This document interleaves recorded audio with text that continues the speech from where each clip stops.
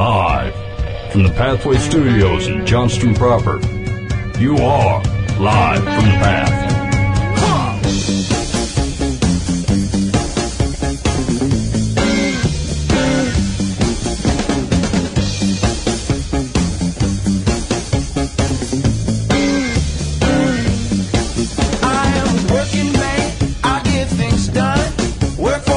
And you're listening to Live from the Path. We're coming from the Pathway Studios here in Johnston proper. It's good to have you joining us this balmy afternoon. Well, I don't know what it's like in your place. Hey, it's hot here. Yeah, maybe it's just... Yeah, it's hot. It is hot in here. Did you say balmy? Yeah, balmy, yeah. I know what that means, but it's just wrong, man. It's not the right way to say it? I don't like balmy. Dang, okay. All right, Weird I'll keep that in mind. All right, here we go. So, to be honest with you, I'm not quite sure what we're doing on the show tonight, and I'll tell you why. So, I was reading some articles today, like trying to look for stuff that we could do on the show, and I was telling Buva when I got in here, they all look stupid. I mean, they look dumb, and I don't. I'm trying to decide, like, is it because we've been doing this quite a while, right? And it's not like there's not a ton of interesting things to talk about in the world, but I get most of my stuff. So, like, I'll go out to Christian Post and like the Christianity Today and Relevant Magazine, just try to get an idea of what a broad swath of, I don't know, Jesus thought might be happening in the world. Right. And for the life of me, I'm reading these articles. I'm like, dumb, probably heresy, dumb, survey, dumb. And it's like, what's the right way to describe this? It is a periodical of milk, is what it is. It's a periodical of milk, right? It's a bunch of people who, well, I'm not going to say that yet because I think it's part of my conclusion. But here's a question that I asked Buva before the show started. So if we look out at all the stuff that we've read and done and talked about over, say, the past 6 or so years, the question is, like, what are the common themes here, right? Like, either what are the common themes of what it's trying to describe about a Christian culture? What are the implications by the types of stories that are showing up here? Like, what is it trying to say about us or Christianity or America or whatever, through some of these stories? And, like, can we come up with some kind of broad themes here and then evaluate, like, is this an accurate picture of what American Christianity is or what following Jesus looks like or the things we're actually struggling with, or are there caricatures in here? Are these facades? Are these false pictures? Are they exaggerated pictures? Like, what are the themes, okay? So we're going to spend a little bit of time on that today, and we're going to see where that takes us, because, I mean, hopefully it should end up in a fine synopsis that changes the world. That's the plan. And then after that, we got some Dear Life in the Path, and then here's the deal. If all's right in the world, I'm going to let you out early, okay? Yeah. You can get some of your time back. Use it proactively. Talk to your wife. Something like this. Buy some flowers. Here's the deal. Clean the fridge. Clean the fridge. You don't clean the fridge very often. That is the truth. Take it all out.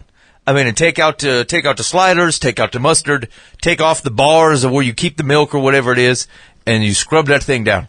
That's the truth. You think that you won't notice the difference, but I mean, you will shamelessly admire the inside of that fridge for the next 3 weeks. That, and there's a chance, depending on how dirty and gross it is, there's a chance your food will taste different. Like, that's true. Like if you have a real grody fridge, right? And like you haven't cleaned that thing out in 10 years. Or actually you haven't cleaned that thing out since you bought it. There's a chance that there is some funk on your veggies that you thought was just what carrots taste like. But you are incorrect. Carrots are delicious and sweet naturally. You have a funk that's in that fridge. Clean that out, bleach it out if you need to. You need to take the drawers out and soak them in hot water overnight. No one's going to judge you. It's your own home. Yeah. But seriously, clean that thing out and there's a chance your food will taste better. Yeah. Laundry and cleaning out the fridge is the same thing. You take your drawers out, you scrub them down before you put them back to use. That's the deal. Oh, man. I can't too. Every time I've probably cleaned the fridge, I don't know how long have I been in my current house, maybe 7 years. And I think I've cleaned the fridge maybe 3 times. I mean, full on taking everything out. And I swear, every time I clean the fridge, I get about half an hour into it, and I think, who the hell is buying molasses? Where are we getting this molasses? And why does it always spill? Yeah, why can't it? Like, it pours out slow as nothing when I want to use it. Okay, you could catch it as it opens up. That's right. It flows like a river in there. And then here's the thing. Of course, there's no evidence of molasses, so something is tag team with something else in there, come together, and decided to hold firm. So I got a razor blade in my fridge trying to get stuff off the bottom of it, or a paint chisel or something else. Yeah, when you can start carbon dating the barbecue sauce that's at the bottom, there's a problem, and you have not cleaned it in a reasonable amount of time. You're taking off the food puddles in geological layers. There's like a topography to the bottom. I'm pretty sure this is sandstone. No, sweetheart, that's mayonnaise. I eventually get the razor blade because you start. Man. I got a steel wool, or I think we have stainless steel, right? So I'm scrubbing stuff off, and you can tell like that's like layer number 3. These things came in shifts and lodged here and formed like a canyon.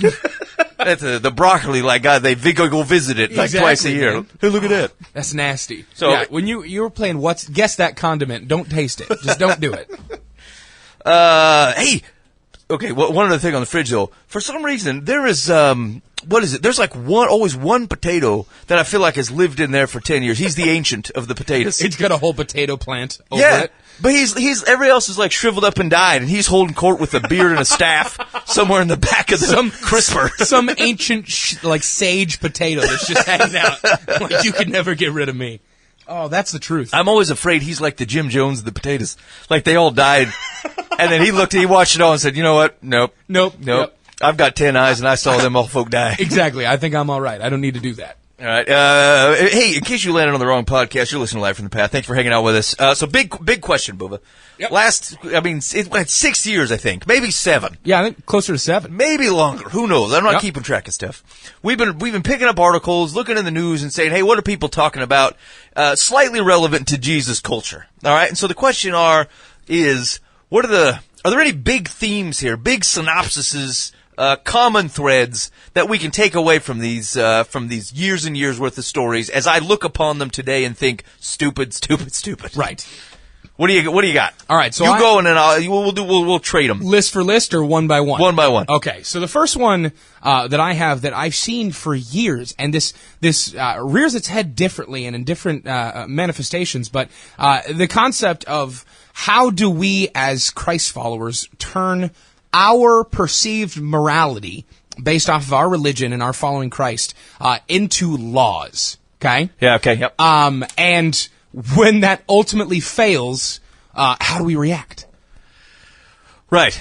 How do we put a fence around people, and then when they break out or they disregard the fence, how do we contain our anger? Exactly, right? It's the whole concept that we think that if we're trying to win people over for Christ, rather than actually going out and doing it the way that Jesus describes, and the way that the whole Bible looks at it from a heart perspective and looking into that, we go and try and change our society. We try and change our government, and we say, this is a wrong moral issue, so we're going to pass a law about it. And you're not going to agree with the morality behind it, but you still should abide by this law, and we think it should pass. And then ultimately, when that fails within our society, which so often it does, how do Christ followers react? How should we react to that? And was it a problem in the first place? Was it an issue that we were tackling, that we were trying to take the lazy way out?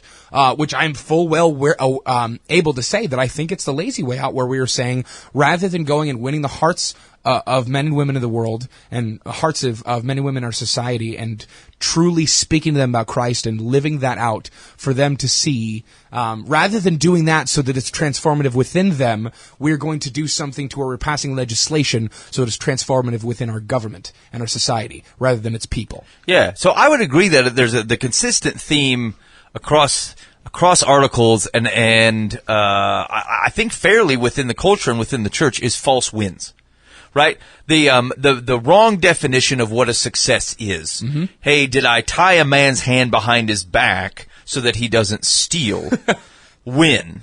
Right. And only did I tie his hands behind his back while he was in my presence. Right? Or when he was around someone long enough to be ashamed of himself or whatever, mm-hmm. Right? It's a win because there are 500 people in our church. It's irrelevant that 50 people have been baptized and 30 of them actually know who Jesus is, right, and have changed, something changed about them. It's a false win. It's this person agrees with me most of the time and I think they might vote for things that I want, so I'll vote them in. Right. Even if their core basis is corruption. Right? Like it's a false win. It's not a win. It's like we're settling. Yeah, we're settling for things, and we're waving a flag at like embarrassing victories. When we know how amazing and transformative God is. Yeah, right. Ooh, but Buva, so that's the prime issue, right? We degrade the understanding of the greatness of the good news that passes and the Savior that dies for it and the God that brings it, because we're willing to settle for crappy, shifty, shallow definitions of things so that we can wave a banner to who? The Almighty who freaking knows the difference? Right. Who will look at it and say, it's not taking up the cross and following me. That's, I don't know what that is. Yeah, that's getting Rome to stop crucifying.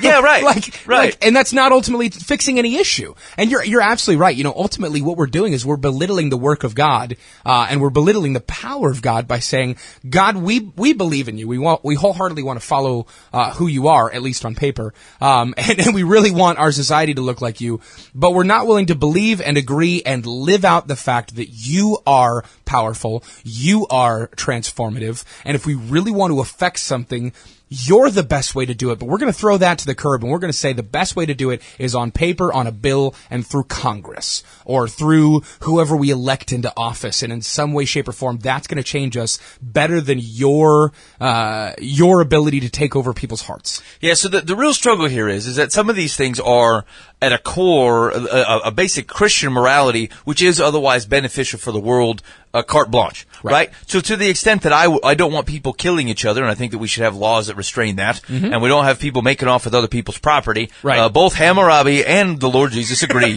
these things you shouldn't be doing, okay? So, I think the Christian worldview is beneficial. I will vote for it. Like people that are acting consistent with the Bible, absolutely. Right. But the thought process, we've abdicated. That's the shift, right? We've abdicated the thought of putting our time and effort into altering the societal morality as if that implicitly is, if that makes disciples. Right? So if I want to keep a man from harming himself, and I support laws that do that, people from destroying themselves and destroying other people, I'm for that to the extent that it buys time that we can otherwise, help them hear good news and see their lives change, right? But like, it is the imbalance of effort. It's the imbalance that pushes to say, like, you don't change the world to the good news of the legislation. You change the world to the good news of Jesus Christ. However, I support legislation if it retains a man's property and livelihood and life long enough so that he may yet hear the good news. Right, exactly. There's nothing wrong with supporting good legislation, and I don't think that's the hair we're trying to split here. Like, that's nothing that's a problem. And I think that it's good that that there are wholesome people that are trying to make it so that our government and our society and our legislation system follows in line with good moral tenets, and I think that's a good idea. But when we let that be our outpouring of our work within Christ versus the actual outpouring of the work within Christ of affecting people and affecting change for good from the perspective of Jesus rather than human legislation. I think that's the hair that I am willing to split. And I think that we're not even splitting hairs. That's a huge difference. Yeah, I would agree. And I think the core of that is does it have its place? Is there a functionality to it? Is there an important function for those things in our society? Absolutely. But when we're that is where we are wholly invested, or even majoritarily invested, to see the world change around us. How often am I? And here's the deal: I'm not a door-to-door evangelism dude. I have trouble. There's people that have success on it. Maybe my mind needs to change on it, but like I have trouble seeing that it's effective because we'll call those wins because I put a knocker on your door, not because you actually follow Jesus. Right. However, how much time did you spend, lobbying for a candidate or for a party or for a bill or put a sign in your yard or whatever? Again, that's actually just as much of a false win. I think you have as much ability to convince someone else to vote for, Chuck Johnson with a sign in your yard as you do to convince them to love Jesus because you put a sign in your yard. Right. But in either case, where's your balance? Like, where are you actually finding hope in? And I don't mean just desperate hope because your political play didn't work. Because that's usually what we do is like, I voted for this this person, everything's going to change, everything's going to be great. And then when they get in office and things don't change and aren't great because it's the same power corrupts power, and then you go, well, at least I have faith in the Lord Jesus. Right. I'm like, you wouldn't have been in this despairing mess and put all your hope in the wrong spot had you got the balance here right. And I mean imbalance, which is balance more towards, the shift is more towards Jesus, less towards other things, but understand that those things have their place in a life of following Jesus. Okay, so I would agree with that, Bova. Okay. I think that's true. And we can't get that right, and then we don't know how to, it's feast or famine, right? Either things are going the way we want, and we're like, yay, we finally stopped those bastards who are doing the things we hate. And then, 3 years down the road, now we're like, look what those bastards did to us. We're suppressed, and we don't have anything to do with ourselves. Constant self-victimization. It's the internet. Okay, so here was mine. Here's number one on my list. All right, let's hear it. Which is, the implication of the stories that we read is that no Christians in any station of life know how to live that part of life at all and never have, except for one hipster somewhere who has access to the web. Oh, man. Okay. Okay, so I've seen that. We see that way too often. People have so many questions and so many failures in weird places, and I think ultimately, if I can draw what a possible root of the problem is, I think we have a culture of believers that are not willing to use their resources correctly, to be really lame about saying that. I mean that from the perspective of, first off, if you're going through something in your life, there's a chance someone else already has, right? Right. And whether that be from an instruction perspective within the Bible, that the Bible does talk about things, and I get that the Bible does not specifically mention like Twitter, and we don't know how to, deal with abortion clinics based off of like specifically what is in the Bible. Yeah. We can still draw from what's in that book on how to live life. We can still draw on how to do certain things, at least set up a funnel of, does it hit this roadblock? If so, get it out. And if not, great. And does it hit this? And then we don't use our resources correctly there are people who are believers in Christ that have gone through things that we are currently going through and probably know how to deal with it. And we can't figure out how to just go, hey, I'm in a place where, I've got 2 daughters and I don't know what to deal with this because they just started dating and I'm a dad that I've never been through this. Go to your church or go somewhere. There's a chance that there's a dad that goes, yeah, I have 11 daughters. Yeah. The good Lord gave me 11 of them. Let me tell you step by step how I dealt with each and every one of them. Right. And I don't think that's the ultimate fix, but it's certainly a start to where we use the church not just as a building, but we use the church within the perspective of community. Yeah. And we actually use each other and lean on each other for accountability and guidance and wisdom and have mentors set up for ourselves. And hey, you've gone through this. How do I do this? And how can I live through this? It's this weird thing about how we think that because we're saved by God means that we have to have this all figured out, and it's somehow below us to ask for help or to seek that out, when God's book is all about instruction. And I mean, huge people within the Bible are constantly like, hey, learn from this deal, learn from this kind of stuff, teach me your ways. David has Psalms that talk about just teaching. Right. Use your instruction, teach me your statutes, all this different stuff. And I think we are failing ourselves by not reaching out correctly to try and figure this out. And ultimately, then we have this culture of we can't figure out how to live life. Right. Yet we are going out and telling people the good news of Jesus and how to live life, but yet we can't figure out as a society to live any part of it. No, yeah. So it creates an opportunity where, I could see a title that says 7 things you're doing wrong as a dad, and I might be able to buy into them. Like, you know what? Maybe I am completely failing as a dad. That's the core of not having not using our resources, not reading the Bible for wisdom and letting it change your life, not using the community around you, is that you can actually be convinced that someone has written an article that explains to you that you might have been doing everything wrong, even though you look around and there's no actual evidence to any of that stuff. But I should change everything I'm doing. Right, because if I go back through the articles that we've even talked about in the last 2 years, I might be able to say, okay, I don't know how to live in my 20s. I do not know how to be a dad. I have no idea how to be a husband. Luckily, This guy's got 7 ways to solve that problem. Yep. I don't know how to make disciples. I have no idea how to explain people about the death of Jesus, and I got the facts all twisted up and ganked up, and I can't say it right.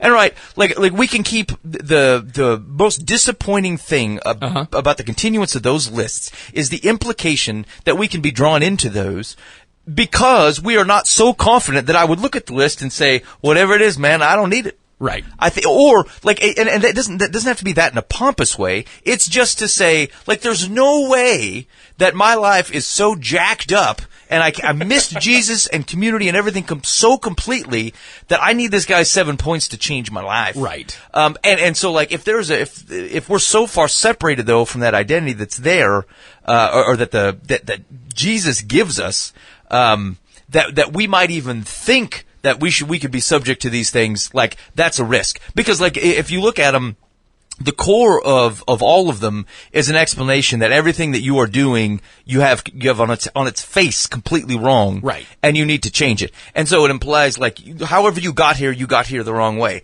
What kind of infrastructure do we have? Right. It's Christianity that we got people who are like, you know what, I could be just dead jack wrong on everything I do.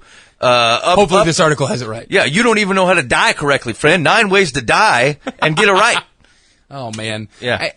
Actually, first off, I think we live in this part of culture, and I don't know if it's a product of the internet or a product of just where media's at or articles are at or writing's at, but we live in this list culture. And Yeah. I'm astonished by how many things have to be put into a list. And we were actually just talking about this. I don't know if this was on air or off air last week about, if we need to write a new article, editors must be just saying, well, do you have a list of some kind? Throw it in there. That's fine. We don't have a list in this issue. And then put whatever topic you want on it. The list of 9 ways to die, the list of 11 ways to better talk about your faith, the list of 3 ways to understand how Jesus died, and the 15 reasons you don't understand the Sanhedrin correctly, right? Like, whatever. All kinds of stuff, which I'd be interested to see the article on 15 reasons I don't understand the Sanhedrin correctly. And I'd also be interested to see who the writer is and where his context coming from. But is that not how so here's the question. Do we digest things those way because we've been groomed to digest in that way? Or is that a right reaction to actually how people take things in? Because sermons do that too. Right? Right. Like, totally. Standard, you gotta have access, you gotta have a Yep. takeaway point. Have 3 subpoints. This is what you gotta have. People are gonna walk away from. These are the only things that they are capable of remembering. It's this, as an educator, like I actually, within previous jobs, have been an educator that teaches certain things and has to learn how to write lessons and stuff like that. And I actually found myself doing this as when I started writing, like I originally did it as lists. And then I looked at it and I'm like, this is absolute crap. Like, I'm not actually teaching anybody anything. I'm just giving them 10 things to memorize and then no actual context in anything, and nothing is going to transform or fix anything. And I don't know if it is a right response to how people learn, because it doesn't seem like it. Like, the Bible doesn't give very many lists of things. Like, there's a couple of them in there. You got a 10 commandments. Yeah, you got a 10 commandments, but then, like, and from a literary perspective, maybe Paul gives a couple lists of, like, sins that he talks about that churches are dealing with, or certain things that are going on. And there's things in the Bible that are listed out, but I don't think it's like, we have to digest Kings or 1 Kings in a list perspective. We don't have to look at each one of the epistles as a list of things to work on. It's just Paul writing a letter going, hey, this is what's going on. Here is where I'm at. Greetings to you. Let's talk about where you can be at. Let's stand fast in our faith and understand that Jesus is Lord. And if you're not there yet, here's why he is Lord. And I don't think we see that. And I think the Bible does an incredible job of teaching. Yeah. And I think that there are plenty of books in the world that have that kind of stuff. And there are people that are speaking today that don't have to speak in lists. But I don't know if it's because we think that we need them and we think that society expects them. And so we dumb down all of our thought processes into, here's the 5 things you need to know. I don't know if you're in a hurry, and I don't know if you just don't have the mental capacity right now to absorb more than 5 things, but it certainly seems like it. Maybe we should not orient our gospel presentation to the guy that goes, I'm in a real rush here. Can you give me the bullets? Exactly. That's the problem. That is the problem. We're not willing to study the Bible as it's written. We're asking pastors to study the Bible in its full entirety and break into the serious, deep context and language diving into this stuff. Like, I've done this stuff myself too, and it's fascinating. But then we completely miss that as leaders in our church because we think that we need to make the Bible convenient for the Sunday morning goer. And I'm not saying that is the problem. What I'm saying is it's sad that we have to do that for people's expectations to be met. Yeah, it makes me sad that we have believers that need to be spoon-fed every single thing in a list because they're not willing to take the time and fully engage in the fact that God's Word is transformative and exists in a place where you can study it for hours. It does not need to be in a 20-minute message. It does not need to be in 3 bullets, then walk out of here with an action thing. It is ultimately something you can really dive into, and we miss that. Yeah. So it's a double-edged sword for me. Like it's let's do two-sided coin. Okay. Because I thought you were being cliche with the double-edged sword. Yeah, I know. I'm going to pull it back. I think it's a two-sided coin because I think we are like that. People do think and they do remember things. It's the way brain stores things. Yeah, it's selecting. It's webs, right? Mm-hmm. Like connections and webs and things, right? It's not actually lists. It takes more effort to memorize bullets and memorize facts than it is to create a chain of things of which these weave together. As a matter of fact, most of the people that you know that they have on TV that do memorizations and things, like they're not memorizing direct things. They're weaving things together in a story so that their brain has a way to tie it all together, right? Yes. So frankly, oftentimes bullet usage or three main points are substitutes for bad storytelling. Now here's the deal. The Bible is good storytelling. Amazing. It's very good storytelling, and unique storytelling. Mark tells stories differently than Matthew tells stories, differently than even the purpose and reason in which Luke tells stories.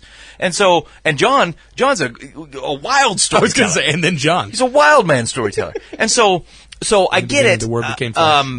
The Bible does employ packaging of things. Oh, totally. Like Paul will continually come back to an argument, right? Like argument, and then he goes, "Hey, here's a list of rebuttals," and then he comes back and then rebuts those, and then comes back to the main point. But even those aren't bullets; those are still wiring, right? Right. In fact, one of the strongest things that people take away from is attempting to prove something wrong. Like if I say, "Here's the true thing," how can that be true if X, Y, Z aren't true? Right? And then people are like, yeah, how can that be true? And they put even 10 seconds worth of thought into it, and they're not even thinking of anything. It's just their mind is churning for 10 seconds on that piece, and it starts to tie things together. Yep. Do I think practical things, practical sayings, proverbs? Certainly. Absolutely. Right? Sermon on the Mount's full of them, right? And so like, can you walk away with things like that? Yes. I think we gotta be careful about dumbing down a message as if people can't do it. Like, that's a teaching problem to me. Right. And it's one of the things that I've learned. So, like, and I've said this a few times, but just to kind of reiterate. So, like, I started recently in a smaller church setting teaching kids and adults at the same time under the very idealistic premise that the children can handle it. And like, we do just like, we read Bible, I ask questions. We talk about the passage. It's straight scriptural exegesis. I tell almost no stories. Like we just talk about Bible stuff. The story's already there. Yeah, right. They're there to speak of, right? And so what's interesting is that the kids have totally lived up to that. And I am surprised but not surprised because my thought process was like, are we limiting children by treating them as if they are only capable of understanding certain stories in a certain way? Like when you go straight through, we had to breach topics like circumcision and menstrual bleeding and all kinds of stuff. And there's like, I mean, you have 2-year-olds in a room. There's some heavy stuff. Up to 16, 17, right? Plus adults.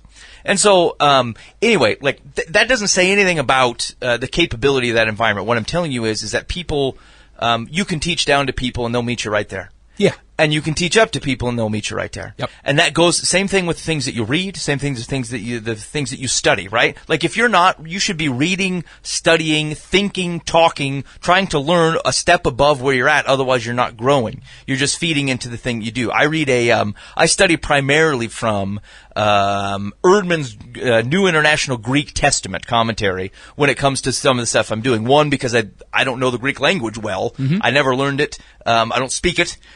But I can get to the heart of the words to try to make sure you're reading it right? But like, that's above my pay grade, man. Like, I can't read that and be like, oh yeah, I dig on this. I know all of this, right? I have to work it. I have to look the words up. I have to check the lexicon. I have to compare it, make sure it's being rendered right, and make sure I don't take any, like, stories from it and then extrapolate it simply because I like the way it translates in this way versus another. So that takes me effort and work, but it's the right work because it's a stretch. It's helping me grow, right? And so if we are meeting people simply where they're at, and not trying to help them grow, that is a limit. We are limiting them. And the posturing of which we do that is we say, well, they're not mine yet. Right? They don't, if the thing that we're interacting with them in is, oh, they just dropped in, well, then actually you don't have any right to do that because you don't know where they're at. Right? But like, if they are your responsibility, if they are your folk, right? Then I have that is your responsibility is to grow them. So you get this kind of mixed message of, who are these people? What are they coming in here to learn? Mm-hmm. What are they doing here? Where are they at? And then if I yank too far, will they bail? Well, I mean, maybe, but like, it's your job. Yeah, it's kind of our job, right? Yeah, you're called a shepherd. You're meant to be leading people. Yeah. Leading people gives the connotation that there's somewhere to go. Yeah. Yeah, exactly. You're right. You're going somewhere. Because if you're just going to stand around, you're not leading. You're doing a hacky sack. Yeah, nobody wants to do the shepherd that's sitting there and has a bunch of sheep around him all the time, but then you come back 10 years later and the sheep are still in the same spot and the shepherd's just in the center. Right. That is not a leader, and that is not a shepherd. That's a guy that hangs out with sheep. Right. And discipleship is the same way, right? So totally. if you look around the people that are around you, one of the things I'll tell you is like there's things that I share with guys, there's articles I might post, there's things I'm reading. I expect out of 10 guys, I expect 5 to read it. I expect 2 to understand it. Yeah. And 1 probably to disagree. And so, I think that's fair. And so, but 2 years down the road, my numbers are better. Yeah. Right? My numbers are better. And the one guy that disagreed with me is now disagreed with me very well. Very articulate. He's got things that he's thinking through. He's helping shape that I am approaching Scripture correctly because of how he's reacting to me. That's an awesome thing. That's right. Right. And so the point is that like, is that they're growing, right? And then wherever I'm at, what am I following so that I'm also growing? That's a discipleship issue. And so there's not a seat. There's not ever a chair in discipleship and pastorship and eldership. There's not a chair. It's still the walk. You're walking. You're walking. Absolutely. All right. You're up, Bubba. All right, man. So as I read my second one, it may just be a afterthought to my first one, and I'm willing to read another one if I have to. Okay. A theme that I've seen that this may just be how people are acting or how people react to certain things, but it seems like we have, as a Christian culture, we have this misguided thought that within this country, that America is God's specific kingdom. Uh-huh. Okay? And we have this weird sense of entitlement with that statement that if Christians as a whole, or at least in majority, American Christians believe that America is God's country, we have a problem there, because then that says that we are in the right and we need to stay in the right, and it's not about taking care of things here, it's about getting everyone on the same page as us, which is a problem, which is completely untrue. America is not God's kingdom. The people that kind of blindly claim that America was founded on Christian beliefs and all this different stuff, like, I get the thought process behind that, but there's certainly some things that go against that, like, straight up statement in and of itself alone. But it also, I think it's lazy. I think it's totally lazy to say that, America was built on people that had good Christian values. Well, that doesn't mean that this is God's kingdom.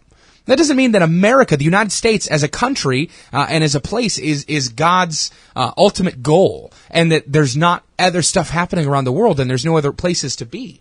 And I think that we have Christians that are following, and we have Christians that are writing articles from this perspective, that America is God's kingdom, so we need to A, look at ourselves better, and B, look at everyone else differently. And then it's not about winning people into the kingdom of God, it's about winning people over to American ideals. And then that kind of plays itself off of into an outpouring of that as people trying to get morality into law, and that was why it was maybe an offshoot from my original statement. So I'm willing to read another if you like. Okay, yeah, go ahead. So, one thing that I've seen that, I don't know if this is a common theme or something that's happening within our culture, but it's this weird wallowing self-pity that we have for ourselves at our sin, versus existing in the freedom that comes, from Jesus' sacrifice on the cross. Mm-hmm. And that culminates into these self-deprecating thought processes where people who are writing articles or people who are talking about certain things are talking about what it's like to live within that guilt and within that place where there isn't victory in Christ, there's only guilt in Christ. And we have that outpouring into a culture that believes themselves to be more focused on what they're doing wrong than focused on what God has done right and how we get to that point. Right. So, whereas we should be focused on the prize that God has for us and living day in and day out to that, we are existing in this place where we know God's prize for us, but we're more focused on how we screw up. And we're more focused on how we keep messing up and how do we stop messing up versus, well, how do we just follow Jesus? And those are two similar thought processes, and it seems to have the same outcome in thought process, but in action, which is super important within the Christian walk, it's a totally different thing. Paul talks about it when he speaks about living in the muck and the mire and jumping right back in. When you know that you've been saved and you know that you've become a follower of Christ, and you keep jumping right back in the muck and then existing in that, and then it just comes with this pity that happens for yourself. And rather than being transformed and running towards God, you're stuck in yourself. Yeah, you're right. Like one of the directions that you see in a lot of those articles is a consolation of being in that position. Mm-hmm. We have lost a little bit of the scriptural edge, which is stop doing that, and then you wouldn't feel that way. Right. What do we? So we're going through Hebrews, right? Yeah. And so like there is a tension there where Paul's like, knock it off. You became like the Israelites. Sure, they followed Moses out, but then they were blind and they got denied the promised land and they got denied the rest, and they're not going to be able to get it.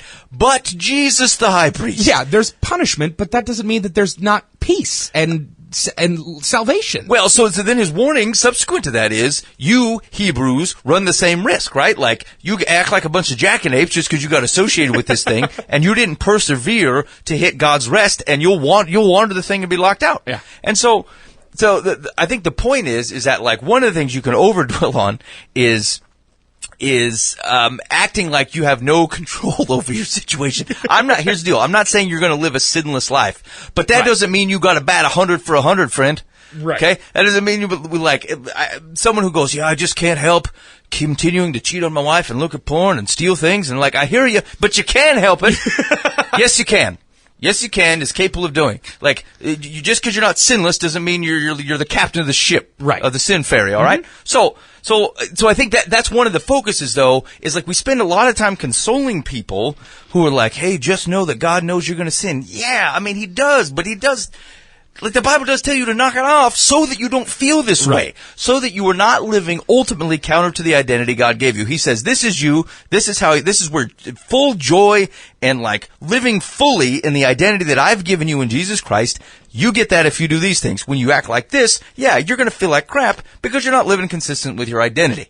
And you're going to feel that every time, and you should stop it. And as opposed to calling people to more consistent with the identity God gave them, we like to console them kind of in their space and be like, oh, just know that everybody kind of does this. And we're like, oh, good, everybody's freaking miserable. Right. Excellent. And in our consolation of people for this, we are putting this cheap like lacquer on this crappy identity. It's a false win. Like it comes back to false win. It really is.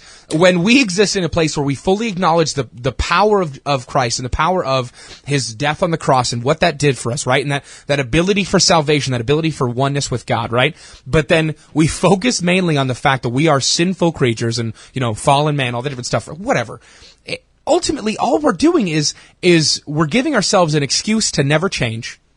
And then we're cheapening the identity that God has given us and the ability to be like Him. Yeah. And I mean, I agree. We are sinful. Yes. We will always sin. There's no scripture anywhere that points to a perfect being besides Jesus, Agreed. Right? Like, does not exist, especially in human form. But that doesn't mean that we have to be sinful and always within that pitied place. Like, we don't always have to be within sin. There is a chance that you can go 20 years without sinning and then screw up one day. There is a chance that you could beat porn. And there's a possibility for people, and I've talked to people, and the honest to God truth have told me, yeah, that's no longer an issue. But we get dudes and we get gals that are just stuck in something, and their response is, oh, I'm a sinful creature, it's no problem. Where the response should be, oh, I follow a God that is transformative and is powerful and is bigger than what I'm dealing with right now, and I'm cheapening His power in my life, and I'm cheapening the Spirit's ability to work within my heart by saying, oh, I'm going to sit here in this mud because that's who I am, versus I'm getting out of this because that's who Christ calls me to be. Right. Jesus' work is a reconciliation work, not a blindness. Right. Right? It doesn't say, it reconciles you so that you move from your state of being guilty to your state of now being declared innocent based upon what Jesus has done on the cross, right? As opposed to the fact that you just stay over there and you're not actually reconciled to the Father. Right. You just put on a different shirt and everyone's like, see, different dude. Right. But you know very well that you're still standing in the same spot. Yep. You're still not reconciled to God. Like, you get that, right? And you feel that. And like, you can complain about that stuff and kind of bemoan the circumstances, or accept the reconciliation and get your ass over there. Stop acting like that. Right. And here's the thing is when you end up back again, and then you know that the work of Jesus reconciles you, get back in there. Exactly. So like, I guess that's the deal, right? It's like when you're acting outside of the identity that you've been given through the work of Christ on the cross and the blessings of God the Father, and you decide not to live that way, you are going to feel that every time. Absolutely. And yes, I think we can remind you that you've been reconciled so that you start living like it, as opposed to sitting off in the corner and kind of bemoaning your circumstances. We have a faithful high priest who has been tempted and who knows very well what you're going through. Paul's argument in Hebrews is a very, very drastic comparisons of stop being a jackanapes. By the way, Jesus, great high priest. I mean, he keeps coming back to that theme over and over again. Mm-hmm. And so, okay, I agree, Buva. All right, what's Here your we next go. one? My number 2 was surveys are worthless because nobody agrees on terms. Oh, totally. We don't agree on definitions here. We cannot ask basic questions of broad groups of people because we do not agree on terms. Oh, and ultimately, I think that one of the other things that completely just throws aside all statistical data from surveys is if you are asking Christians, right, to answer a question, you're asking everyone from the guy that shows up on Easter with his mother-in-law. Right? To the people who are leading focused, Christ-driven churches that are truly doing work and are transformed within the power of Christ. Right. You're asking those huge difference in people the same questions and expecting their answers to be the same. Yeah. And so we get this, 37% of all Christians say that Christmas isn't real. It's like, wait, what? And then 67% of Christians think Jesus was a great guy, but the other 33% are not convinced. It's like, hold up, what? What? Yeah. The premise is off, right? 28% of guys shave their legs, and you're like, I can't take any of this data anymore. I can't even trust dudes. I don't know why, from a sociological perspective, we feel like we need to get statistics on Christianity. Like, I don't care about the statistics on the entirety of Christianity. I care about the guy that's sitting next to me. And I care about the guy across from the hall from me. Jesus does not ever ask you to think about Christianity on its whole. Second off, he never says the word Christianity. But he's not asking you to think about your religion as a whole and wondering, hey, I wonder how all 10 million of us are doing. How's the team doing? Exactly. How's the kingdom on the work? Jesus never asks you to be the coach of the team. Like, he's never once said that. He expects you to be on the court doing the work. That's all the guy says to do, is live within the means of being a Christ follower. That is what he expects of you. It is never about how are we doing as a team. Right. Yet, statistically speaking, we try and figure that out. We want to know, sociologically, what are Christians thinking nowadays? I don't care. I want to know what Jim across my hallway is thinking, because maybe he does or doesn't know Jesus. But either way, I should probably figure it out. Yeah. And then I can move on to the next person that God puts in front of me. It's a diversion, really. Like, to the extent that we think, we look at broad principles and we say, we were at 50% 10 years ago, and now we're at 40. Now we better get on it, as if you weren't supposed to be making disciples 20 years ago. Right. Our work is reactional versus anything else. We only need to put in enough discipleship work to move the needle back up above 50. Exactly. Hey, we're doing the right work. We're at 55. Everybody 100, then get back on the street.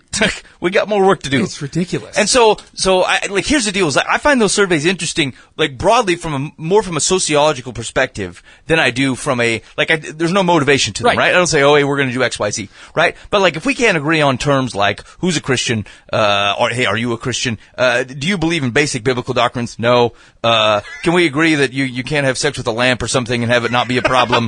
Well, I suppose if I'm a Catholic, 20% say sure. Lamp looks all right. If we can't agree on terms here, the questions are worthless. Right. And so if you want to read surveys for the reason I read them, which is because they're just interesting to me and people are fascinating and flabbergast me, go right ahead, right? But if you're looking for any type of bellwether or motivation or a reaction to say, hey, we're winning or losing, that's completely unhealthy and we just need to stop that. Yeah. That just needs to stop. I want demographical data on how I should run my church, or how I should run my ministry, or how I should be talking to people about Jesus. I get your motivation behind it. I understand that. But it does not matter, because ultimately the gospel does not change. The good news does not change from person to person. What it is you live out a life for Christ. You are focused on that, and you take people with you. You exist in a place where you're following him, and the people will follow you because you look different. And I promise you that is the truth. If you're wondering how to do this kind of thing on how do I talk to people about Jesus and all this different stuff, stop it. Figure out your own deal. Figure out how to honestly and earnestly follow Christ, and I promise you someone's going to ask you about it. Yeah, see, that's the thing, Boov. I have yet to have. Now, I could be wrong. I'm a young guy. I'm not lived in multiple circumstances, right? So I am certainly open for this to change in me. But I've yet to see blind idealism not work. I've yet to see, like, where you don't say things like, hey, who's our target? Everybody's your freaking target. Yeah. Whoever needs Jesus. Are they breathing? Yeah. They need Jesus. They're our target. Yeah, like, oh, hey, I'm after kind of the young, millennials or whatever. It's like, well, what if an old man moves across the street from you? Sorry, buddy. I hope someone else moves here. Who cares about oldies? Yeah, I checked my demographic data. You're not in it. Sorry. Yeah. I mean, there's a church for oldies down the street.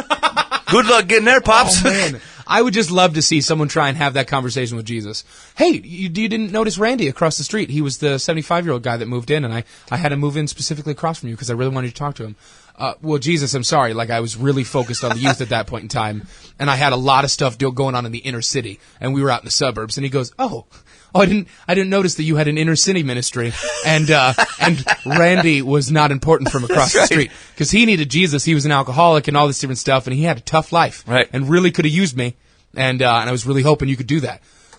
You should have had him move to the inner city, God. Like, that's where I was that's at. Where like, I Jesus, was I was really working hard there. Randy just wasn't within that. I was spending all my time on the internet trying to understand the distinctions of Panama Red so I could talk with the millennials. You want the joke of the world? Frickin' Randy's on Panama Red because he's got some hip problems. He could have helped you out with that stuff. And here's the thing. I love it. Some of that's not fair because there's no pastors, no church, there's no Christian in the free world who would describe themselves as that way. Say, I only do millennials and I would know Randy. Right. However, here's my caution would be is that when we frame interactions with people and say this is what I do, and these are the people that I target, especially when it comes to churches. Like, if it's not everybody, I don't know why. I don't like. Do we? And if I say, well, I can't, and even the thought process of kind of taking our eyes and saying we cater to this. I mean, Randy, I learn a lot from guys like Randy. Oh, totally. Right? And so, and maybe I need a Randy in my life who could look at me and say, hey, your idealism actually, it hits a sinful world and ain't gonna work, right? Granted, the 10 people you run into, it seems to be hanging out, all right? So I'm willing to be wrong here.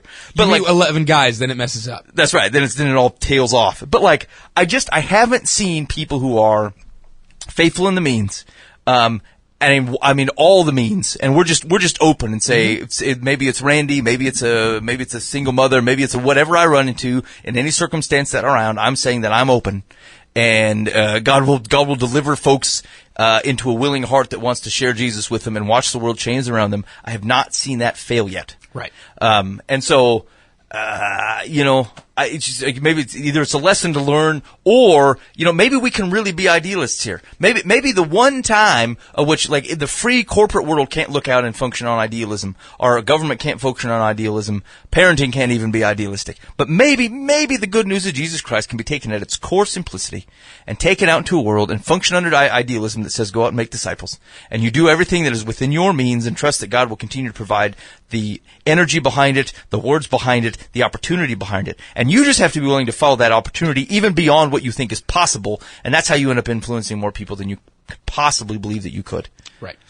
All right. Are you out? I have one more, but if you have one more, it's probably better than mine. You go ahead and do yours. I can't even read mine. Okay, fair enough. So one of the other the last real common theme that I've seen, and this is within articles, and this is within kind of just the Christian culture in general, is it's this whole thought process of, well, God, who do we have to love, right? Yeah. And so it seems to be, and it's kind of funny that I actually read the whole parable of the Good Samaritan recently, right? Yep. And it's the lawyer asking, who is my neighbor, when he says, love your neighbor as yourself, right? Yep. He goes, who's your neighbor? And then he tells the story about the Samaritan. And so, long story short, two dudes that you would expect to love on somebody end up walking on the other side of the road.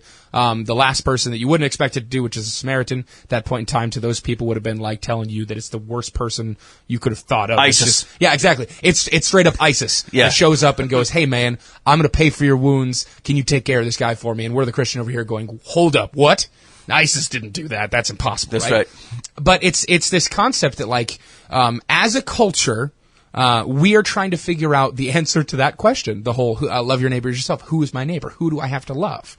And I feel like it's kind of sad that we're still asking that question. Yeah. Right? Like we are still trying to categorize what God's love looks like and how that outflows from us. Now I get the specifics of that question, but from a broad brush, like we figured it out. we have our answer that it's everybody. Yeah. That it's every single person. There's nobody excluded from that. Who do we need to minister to, and who do we need to love, and who do we need to take care of? It's everyone. If their heart is beating and they're a creation of God, we should care about them in some way, shape, or form, and probably work for them. Yeah.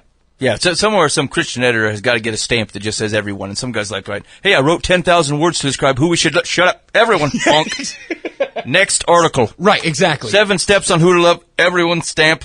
Yep. How to love this person specific. It's like, just shut up. So here's Stop the thing, though. So here's where the nuances come in for those. Is like we look at a world and we have no idea how to do that. Right. We're like, okay, no, I get it. I'm supposed to love everybody, but that guy hates me, and that guy wants to date me. That dude does, and I don't, and that guy did something really offensive, and that person thinks I'm an idiot, and that one hates my sister, and like whatever it is, right? And we say like, we rationalize the lack of love for everybody. How am I supposed to do it? You know, like we can't figure out what that looks like, and so the Bible speaks to it. Yeah. It speaks to it, and here's the reason. This is what's difficult. The reason we don't know how to do that is because we do not want to do it the way that we know it is to be done. Right? Like, I want to be able to do that with the opportunity that I can otherwise, that he will learn his lesson.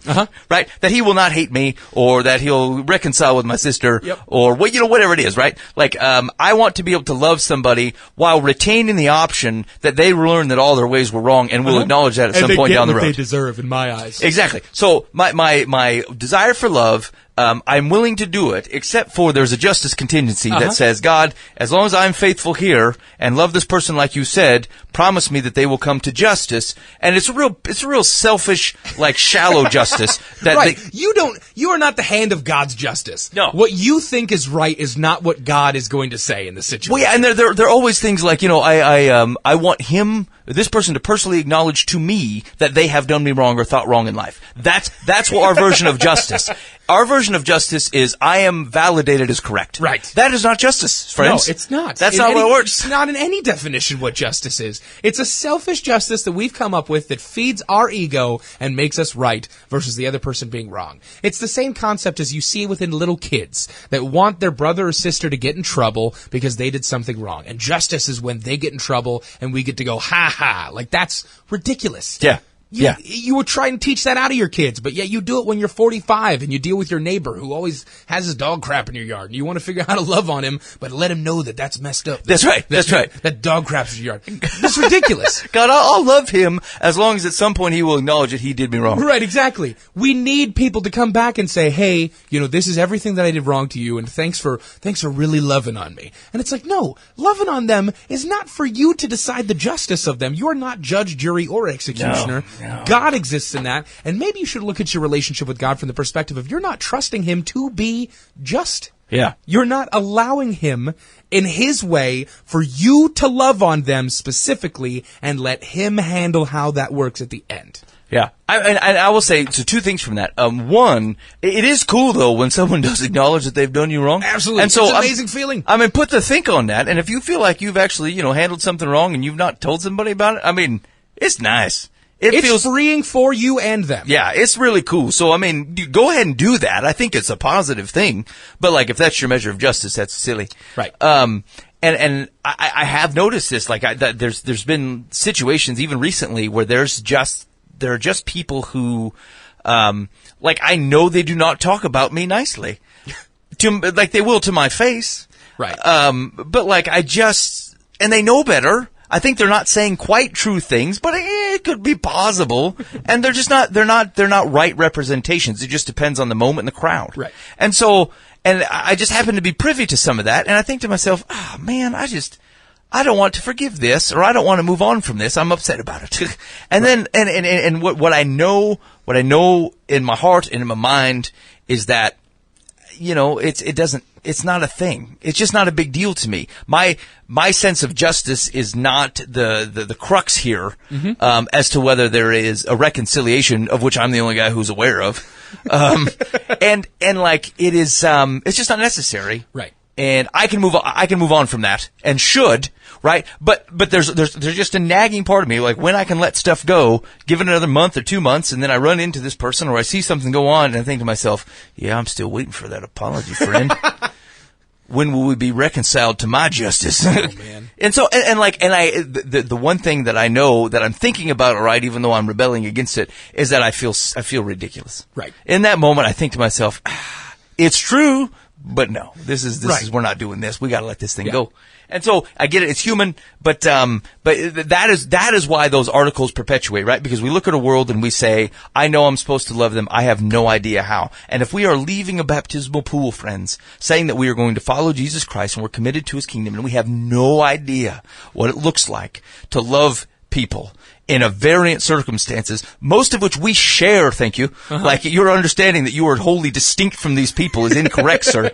All right? And so it'd be, like, honestly, like, practically, tangibly, we look at it in the world and said, I don't know how to love you. I don't get and, it. like, that is a Christian community problem. That is not a one guy's problem. That is, as a group, if we don't got this crap together, we really need to think on this, put the prayer on it, figure out what to do with ourselves when we don't know how to love people. But it's an honest reflection of where our culture is at. Where some of these, I think, are overblown hyperbole of where the Christian culture is. I think that is the number of those articles is an accurate representation of where we are as a Christian culture, myself included at times. And it is a failure of ours to live consistently following Jesus and an empowering community that encourages people, that broadens our perspective, that doesn't surround us by only millennials, right? That, here's the deal. It's a risk. It's a risk that groups you into pods and says, this is the group of this is the group of this, these are the group of people that are kind of like this. You don't get around other people, even in your own church community, in your culture, and so you don't spread it out. There's a way broader group of people that I run to at work. I'm sure you ran into this, right? Different age groups, different backgrounds, different cultural things, right? Than you would at a church, because totally. churches tend to be geographical. It's not really the fault. It's just where they're at, right? Yeah. Same types of folks, or they become hyper focused on things, or you get into a specific thing. Hey, I'm going to go to the adult study. Okay, completely reasonable, right? It's where adults study. Yeah. You know where I've learned the most? Freaking sitting in with them kids. Oh, totally. Because their questions are awesome. And, and they're honest. Yeah, right. And it's not about posing for making your question seem like you're the deep thinker. Yeah, exactly. It's about like, hey, I didn't understand who Jesus was. Great, let's talk about that for a second. Yeah. How is Jesus God's son? Awesome, let's have that conversation real quick. Right. I'm not certain where dinosaurs are. I appreciate that you asked that question, kids. Let's talk about it for a second. That's more honest than the guy that knows the answer to his own question going, well, specifically in talking about Jeremiah and his reaction to this certain situation. It's like, dude, you're asking that question, so I feel like you know more. Yeah, right. Sorry. Right. No. That's true. And so, like, again, it's a double-sided coin, because, yeah, you get around groups of people who are thinking similar ways and you grow in those things. That's awesome. That's really good. But, like, just gotta be careful on the balance with that thing. Yeah. Just don't shift yourself off so that you literally look around and say, I don't know how to love anybody. Right. Unless they're in my small group. Right. If you don't look like me, talk like me, act like me, I don't know how to love you. Yeah, It's like, wow, way to not understand the message of Jesus at all. Right. Hi, I'm a Christian and I think lamp sex is fine. Where do you start? Well, foundationally, there's some stuff we need to here's the deal. Put that on the table, figure out how to love that guy. Yeah. No, I mean, don't take him into your house or anything. Especially if you have nice lamps. Find a neutral location, preferably in a park. Something. Just an industrial building with no lamps, just ceiling lighting only. Oh, man. Halogens. Something. All right. Something with a guard. All right, which fourth thing? Or your third thing? What do you got? That went off on a rough tangent. Okay, so, and this gets to the peripheral of some of these stories, but, like, there is nothing that any type of criminal mastermind or atheist or whatever or other religion, like, there's no sin out there being committed that a group of Christians ain't doing as well and trying to either defend themselves on or basically have no reaction to it all, right? Like, they're most difficult stories because they're kind of funny because people are acting like stupid. Like, right. like that guy that fled naked, the pastor who was running naked. In Florida that ran away naked from the lady. Nude people running away is funny, right? Like on its flat out. That's even in the Bible and funny. That's what I'm saying. John Mark starts a trend and now everybody doing it. Drop the loincloth, run away. Everybody's heading out in the nude. And so you think to yourself, like, on its face, you're like, nude people run away, that's funny. And then this guy, this crackpot comes up and he's like, and he's not leaving, right? He's going to remain pastor of church. And you're like, oh. Wait, what? What? And then you think to yourself, like, there just aren't. This is true biblically, just like it's true in stories today, right? Forever you want to look, this culture's going to hell in a handbasket. Come on. Come on, man. Look, every Christian that answered that freaking survey done running nude out somebody's house somewhere. Right, exactly. And so, like, the stories that are in some of these things, it's flabbergasting, but, like, it reminds you honestly of the depth of sin, the deceit of an opponent who otherwise will attempt to convince you that these things aren't happening or they're not that bad. Now, don't get me wrong here. As much as you've been reconciled, don't wallow in your sin. It doesn't mean you don't recognize it rightly. Right. It is what it is. You need reconciliation because you looked at God, said, I'm going to do as I please, turned the other way and ran nude the other direction and required Jesus to reconcile that. God bless him that he did it, right? But like, your sin is still, it's bad for you. It creates distance between you and God. It's offensive to the Father. Like, it's a bad deal. Right. It's a bad deal. So I'm not diminishing that at all, but I guess what I'm saying is that like you need to be careful how you look at a world, and it goes back to that we don't know how to love people, is because we've created distance between us and them, as if that is something we've done on our own accord. Right? The only distance between us and them are the distance of which the Lord Jesus Christ has died and drug us back into reconciliation with the Father as a good and faithful high priest. Right. Right? Otherwise, you'll be standing right next to these guys, likely in the nude, likely running from a house somewhere. Okay? And then saying, I'm the better. Yeah. Oh, yeah. And I've got this under control. And you, because of who you voted for, or because of the circumstances which you do, you know what? You know what I've noticed? So I know a lot of Christians. I mean, a ton of them, right? Yeah. I'm confident that I know more people who are not Christians who are faithful charitable givers, and people that are doing charity work, actually like changing the lives of people positively. And it should not be. I mean, I'm glad that they're doing it. But like it should not be. It's funny now that as I take a step back and think about that, that's true within my life too. Like, I know more people who do not claim to be Christians or Christ followers that are doing better jobs of a lot of things that Christ followers should be doing than the Christ followers are. Like a Samaritan. Yeah, exactly, right? Exactly. It's the Samaritan that's doing the better job of charity than the priest is, right? And then we have the audacity to look down on other people for what they're doing when we're sitting in the muck with them and going, hey, you're wrong because of blah, blah, blah, blah. But by the way, you're doing a better job than I am at this stuff, right? Right. Like, we as the church have certain duties that we have to do, whether as the bride of Christ itself or as in people who love Jesus. We're supposed to be taking care of people, yet we have shirked our responsibilities. And socially speaking, there are people who do not claim the name of Christ that do a better job of taking care of people than we do as a body, which is ridiculous. Yeah. It's absolutely ridiculous. If we are truly following the word of Christ and following his tenets and following what we're supposed to be doing, we are supposed to be the force within culture that is there for change and positive things that are happening in people's lives. But what we are a force that is existing in a place where we are above everyone else in thought, but not in actuality. It's ridiculous. Right. Well, somehow we've taken good news and we've made it good gossip. Right. Like my gosh. Right. It's a tabloid. Because news is true. Yeah. News is true. It impacts your life. It changes the world around you. You start to look at things differently because of how you know this thing to be accurate. Right. And somehow we've been able to convert this thing to good gossip. It sounds really juicy, but it's only something you pass around between the fellas. Here's what it could be. Over coffee and good opportunities or whatever, but it doesn't actually change your life because it's not real. It's not a true thing. Then we're surprised by people who don't believe in what's happening. Yeah. Yeah. like we have the audacity to be surprised by someone who does not believe in the transformative power of Jesus when we are sitting here having supposedly gotten out of the muck and put on our white clothes. Oh, and by the way, I got some stains on me. Yeah, right, exactly. That's right. How do you not believe that a baby was born from a virgin?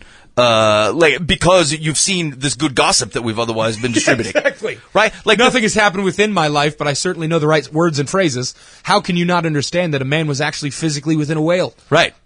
Right. So I hear good news. I see it in people's lives. I read about it, right? Like, I'm taking it in and seeing Christianity change the world. You tell me dude lived in a fish. I'm like, you know what? Believable.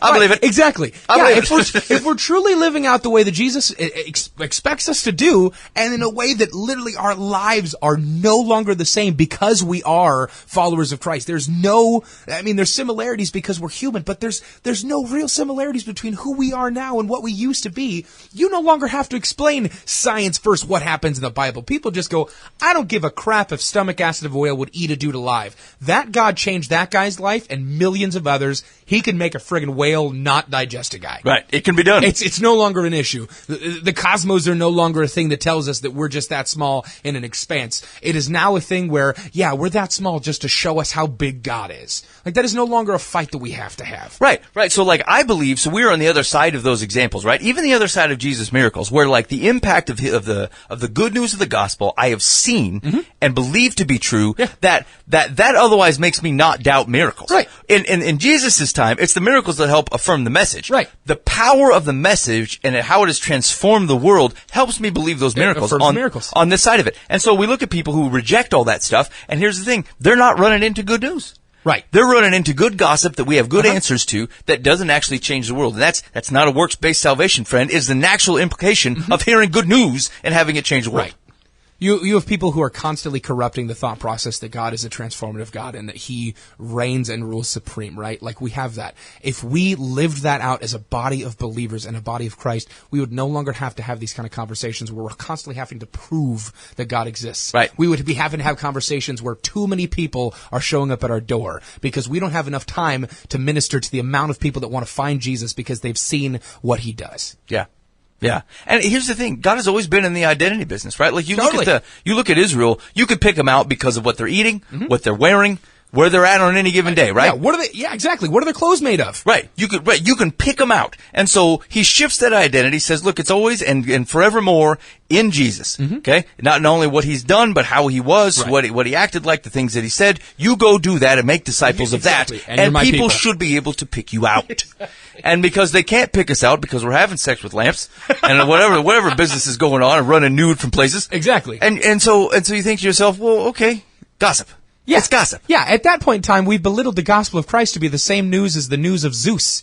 Yeah. Like, it's just as believable. Zeus has the same transformative power as Jesus, and people that see only corruption within the church and only see people that are just getting this stuff wrong and that aren't living out an honest faith. And that's not meant to say that you have to be perfect for Jesus' power to be shown. But it's effort, man. Like, it's honest and true believing and going further than that and changing your life. God's message and God's glory is transformative. It's not just meant to be a hear it and then, oh, okay, cool. No, it is meant to be hear it and what do I have to sell? Who do I have to give up? What parts of me do I have to give up to call myself a believer in the kingdom of Christ? And how many people can I take along with me because my life will never be the same, I will never be the same, and I don't ever want to be the same. Right. The New Testament is a verb fest. Oh, totally. I mean, it just is. Like, there's stuff going on, right? It's not butt sitting. Yeah, people are moving that entire part of the Bible. Right.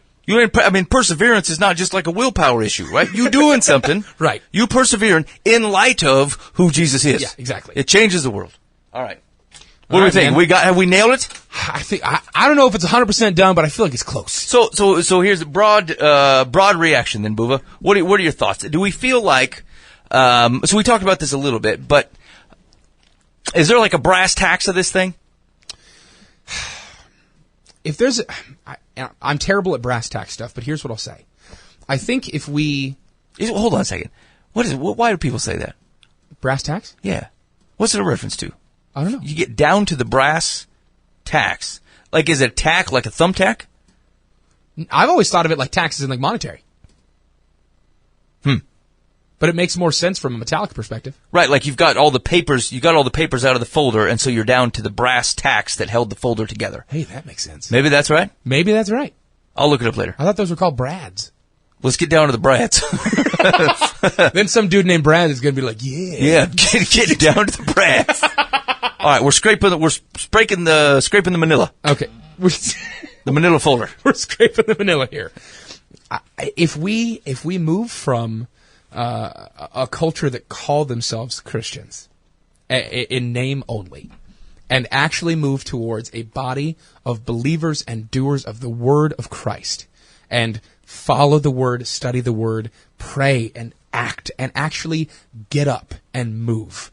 I truly think that we will have to have these same conversations over and over and over again about what Christianity is, what it's like to be a Christ follower, what it's like to live in the kingdom. If you have people that are constantly asking those questions but refuse to get answers to it, that's when we have problems. And that's when we have articles that hash out the same stuff over and over and over again for 30, 40, 1,000 years. But if we have people who are honestly and earnestly willing to take up the fact that they are a Christ follower and are a different person because of the kingdom that they call themselves a part of, we are now truly moving towards a place that's going after Christ and after his heart versus going after stupid and meaningless things. Yeah. Yeah, no, I would agree. I think at the core, it's an identity issue. Yeah. Right? Who are you? If I'm a Christ follower, I follow Christ. You do the things he does. That in itself is an action statement. Yes. I do, right. I'm going to, it is not just that I agree with what he's done. It's not just I'm not a Christ acknowledger. Right. And it's not gossip news. It's not good gossip, right? It is good news, which means the things that I believe are true things. They've altered the world. I am called to follow and do the things that Jesus has done because that is my identity. That's what you do in the kingdom. You don't agree to live in the kingdom and then decide you're going to take a chair and live however you want to live. Right. People in the kingdom live a certain way. And so that's the core of these, isn't it? Is, hey, how do I blah, blah, blah? How do I love this type of people? Right. How do I do, what is my actual identity? How do I know if I am a Christian? Blah, blah, blah, blah. Like, these are all kingdom questions that A, the Bible answers, and B, are found in the identity of Jesus. Yeah. And C is the same identity that's passed on to you. Yep. Brother of Jesus, share in the kingdom, priests and kings. You understand what I'm saying? So like, Yeah. so I mean, or kingdom of priests. That's what I wanted. Yep. So it is an identity issue. And like, yes, you will bail from your identity. Yes, Jesus has reconciled that. Let's not spend any more time on it than is necessary. Right? Acknowledging what he has done, absolutely. Spend all the time on it. But like, I guess the problem is that when we don't know who we are, we don't know what to do. We don't know how to look at other people in relative to who we are because we don't know who we are. And generally at the core of that is we don't know who Jesus is, and so we don't get to understand the identity of this passage. It's a simple identity issue. And if you think that is too either hyper-spiritual or too theoretical, I ask you, what was the whole system that God sets up with Moses? It is an identity issue. He gives law to tell his people how they are to behave. It is an identity. This is who you are. This is how my people dress. This is how they act. This is how you'll be different from everybody else around you. Exactly. It wasn't intended to say everything else stinks. It says this is what my people will do. This is how people will know them. Right. We've been giving a higher calling.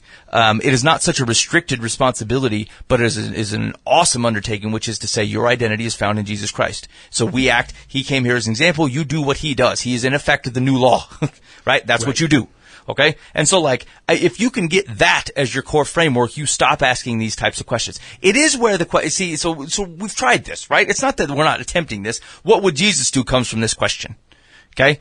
Right? So what would he have done? Okay? But like, we have a better framework for that, right? Like, we know what he did. We've seen him do things. We've seen him react to people. And so, I think sometimes we try to hyperlocate some of the things that were going on and complicate some of the things that are going on around us. And so what Jesus did with these, yes, we're not Jesus, so it's going to be some trouble. That's what the Holy Spirit does, is it helps you be more like Jesus. Yep. You're welcome. So ways to bridge this gap, get to know Jesus. Yeah. Read it. I mean, read this stuff, man. Just read it. Like the little kids. They love that stuff. Sinews together, not 5 bullet points. Read it through. Let them tell a story. Yep. Okay? Get to know Jesus Christ. And then you don't have to say, oh, what did that one guy say at that one thing that I looked up on the internet that one time? I love how that guy said it in his sermon. I listen to sermons all the time. I love that stuff. Same here. I love listening to people talk. Okay? But like, if it does not translate to you actually being able to think and know Jesus on your own, you need to bail from that stuff and focus. Focus for a while. Go ahead and pick up, read it, get the audiobook. I don't care. You need to know Jesus because your identity comes from that. And then once you get that stuff down, you're going to know how to live. And the Holy Spirit will help you do those things. Jesus says, I'm sending a helper. It's to do that very same thing. Because God goes, hey, I send you an identity. It's to be like Jesus. And you go, I can't do it, Lord. And he goes, I agree. That's why I'm sending this helper. I think that's the Manila. I think that's the brass tacks. All right. Cool. All right. What do we got? People need advice here? Yeah, I think we're on a freaking roll. Stay away from that lamp. All right.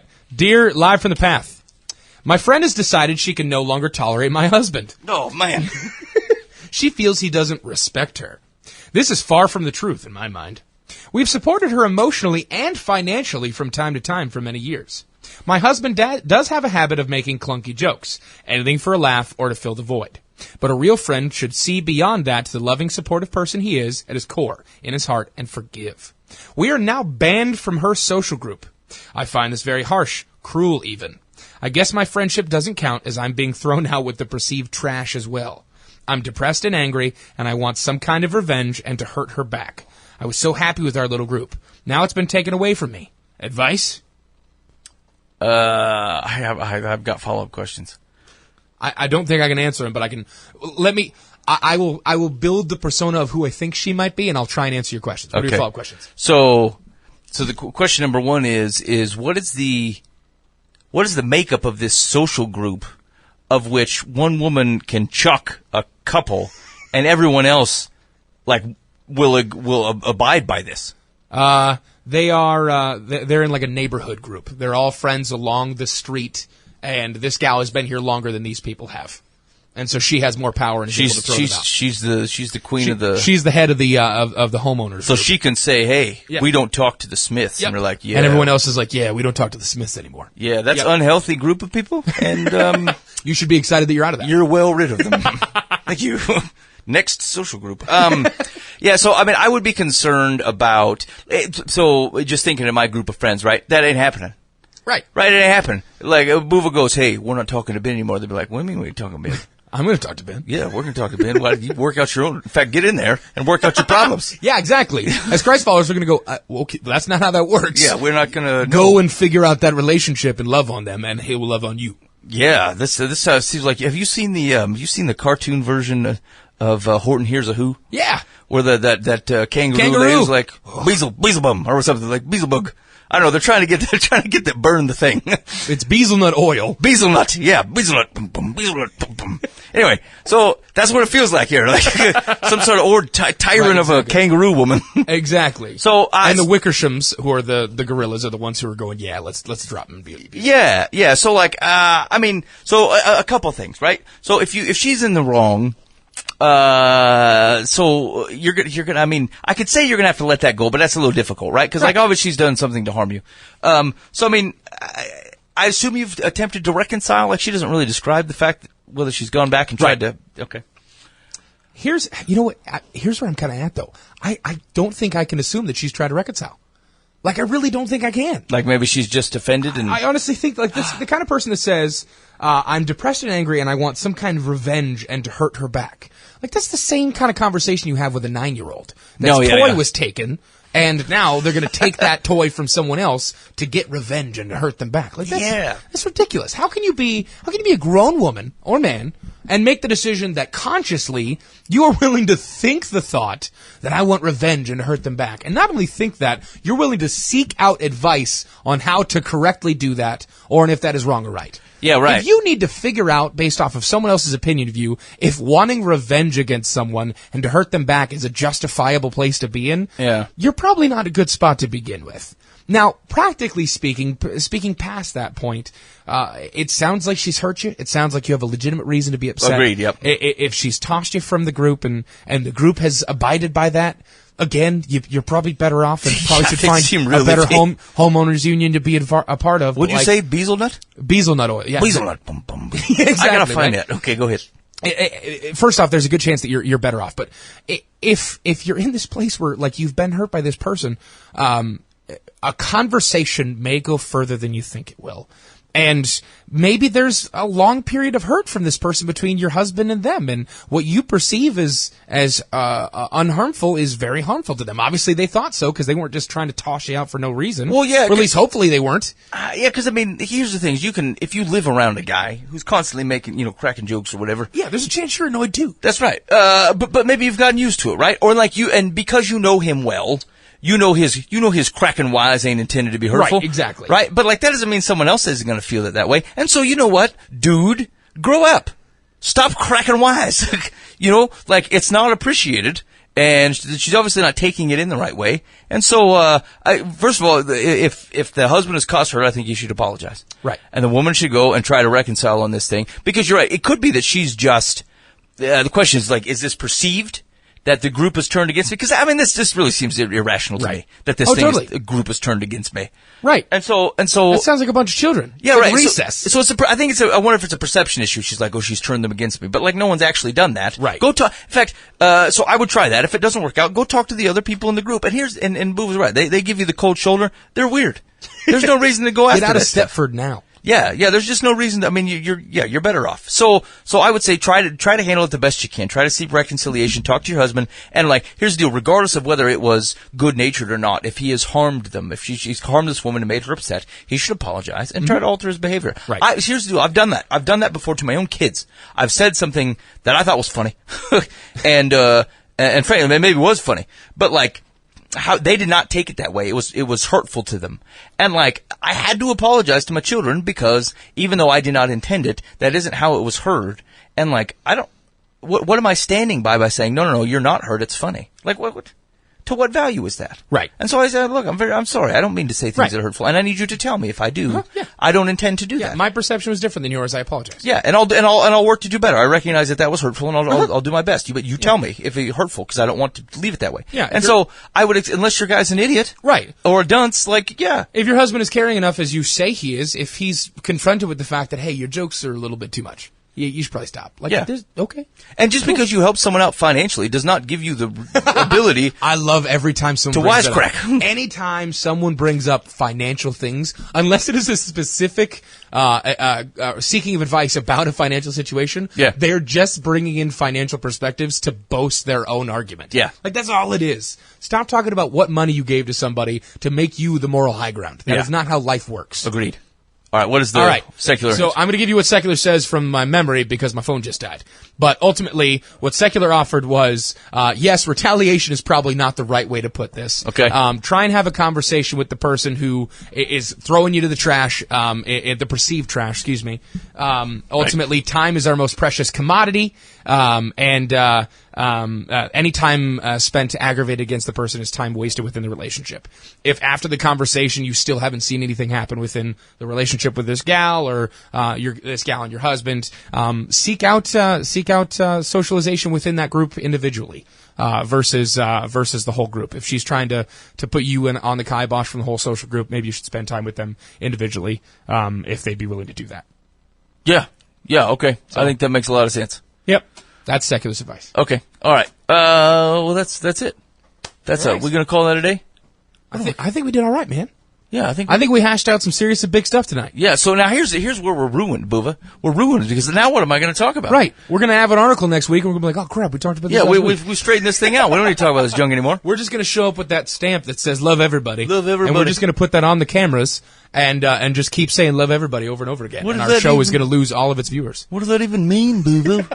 How do I love a man who What loves does a love banjo? look like? I don't know. Maybe Jesus says the Samaritan is the one who loves him, and he's the one who takes care of him physically and spends time with him. And when he can't, he makes sure somebody else does. Yeah. I love that part. We'll get into that later.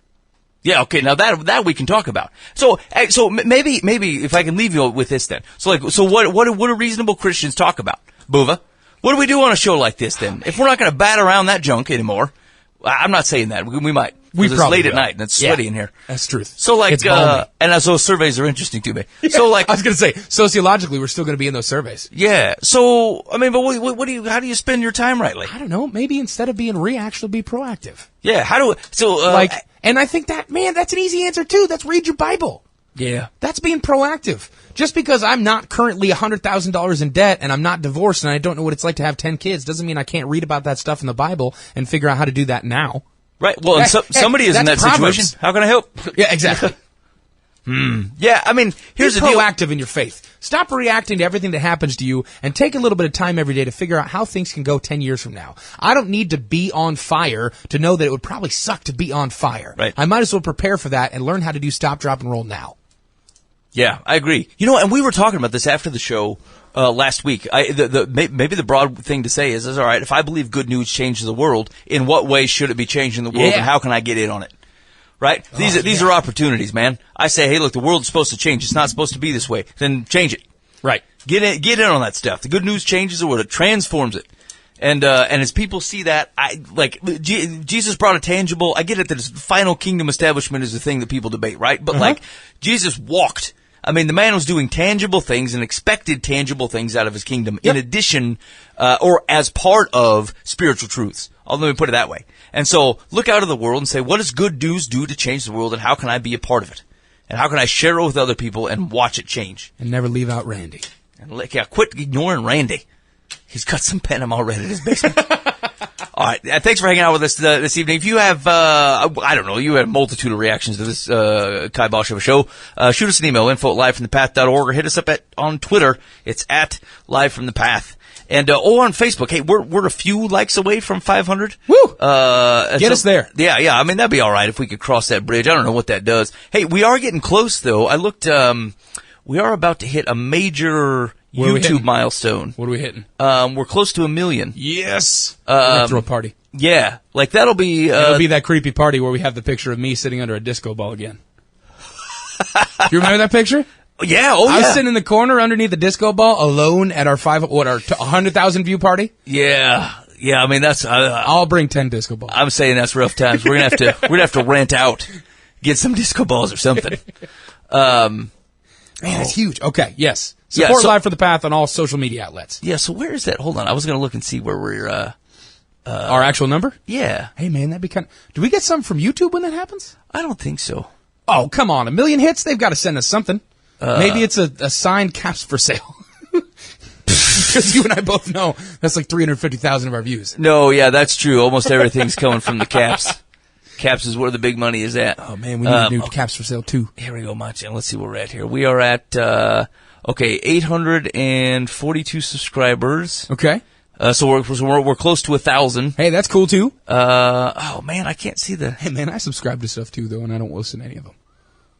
Caps for Sale got 681,000 views. Man, double what I thought. Freaking Caps rocks it. All right, anyway, I'll take a look around, see what I can find out. But that's coming up. So, like, I don't know, if you engage in that type of thing, I mean, that would be great. Go ahead and get out there and like things and share things. And I'm going to post a new a Michael Leverton video. We have another one from when he was in the studio. Yes. And so I will post that so that we can you can share that around, and that'll be good. Awesome. And what else did I see? Oh, hey, man, Wayne Stewart's got his next book's coming out this week. What? He's got book number 2 in the Zeb Dalton bookshelf there. And nice. Yeah, dig on that. I'll pick that up. Okay. You guys take a read of it Probably and get that hook up with Wayne. Any major outlet books are sold or online? Yeah, you can definitely get it online. So I don't know if there's physical copies. I know it's definitely digital. Ebook in general. Got it. Yeah. All right, that's it. I don't have any tunes to let you out today. That thing's not working right. So I'm just going to let you go. Boob's got the background music. Thanks for hanging out with us. Be faithful in the means. God will handle the ends. You've been listening to Live from the Path.